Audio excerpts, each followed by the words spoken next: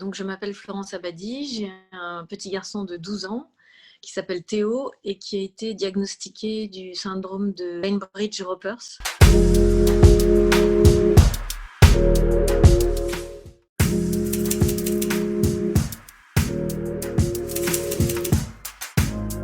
C'est un syndrome qui entraîne des difficultés psychomotriciennes ainsi que des tendances autistiques. En fait, les effets sont très différents d'un enfant à l'autre.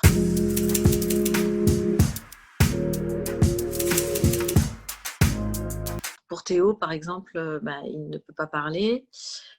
Et donc, on gère cette situation depuis qu'il a l'âge de 6 mois, sachant qu'à 6 mois, on ne savait pas du tout quel diagnostic pouvait être posé.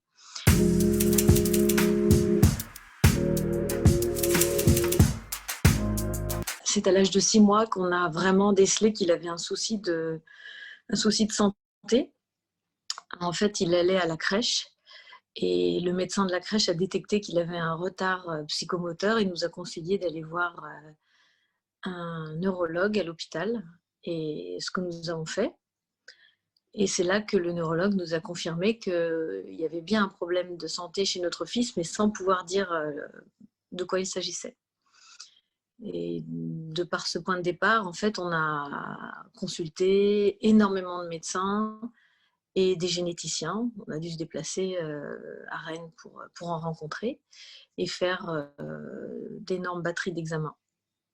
Tout cela a abouti, mais seulement plusieurs années plus tard, en fait, à l'âge de 8-9 ans, il a pu être 8 ans, je pense.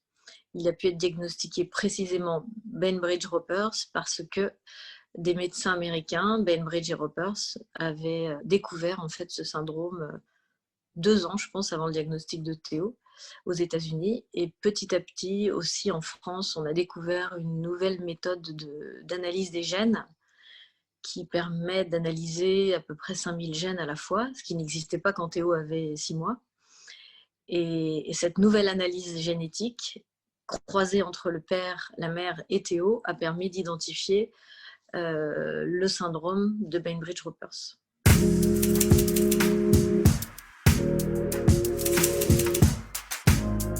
Maladie génétique, mais qui n'est pas présente chez le père ni chez la mère. C'est une automutation génétique à la conception de l'embryon. Et donc, c'est imprévisible. Elle était indétectable, évidemment, puisqu'elle n'était pas encore découverte pendant la grossesse.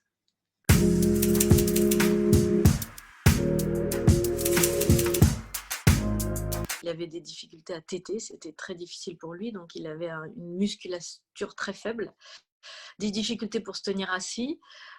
Évidemment, il a mis beaucoup de temps à marcher et en fait, quand les médecins nous ont dit qu'il avait ce souci de santé, ils nous ont bien avertis qu'ils ne pouvaient pas nous dire si Théo serait un jour capable ni de parler, ni de marcher, ni de manger non plus normalement, parce qu'en fait, on s'est rendu compte assez rapidement quand on a commencé à mettre de l'alimentation, à lui donner de l'alimentation solide, qu'il n'arrivait pas non plus à mâcher et à ingurgiter des aliments solides. Donc il a fallu pendant très longtemps lui mixer tout ce qu'on lui donnait à manger, sous peine de rejet, ou tout simplement il ne mangeait pas en fait.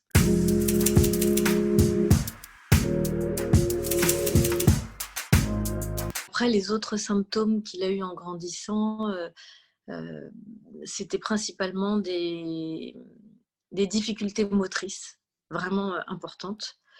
Et pour tout faire en fait, hein, attraper quelque chose, se déplacer.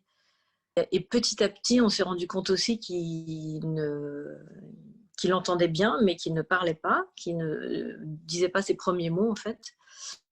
Et donc, on comprenait qu'il nous comprenait, mais nous, on ne le comprenait pas.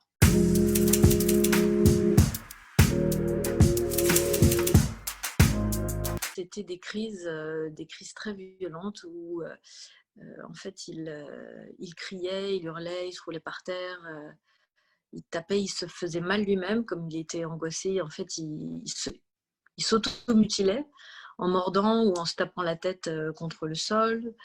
Il pouvait aussi tout casser sur son passage dès qu'il était capable d'attraper des choses ou il se mettait dans des situations dangereuses. Par exemple, il s'approchait des fenêtres, il essayait de passer par la fenêtre ou il essayait de s'échapper.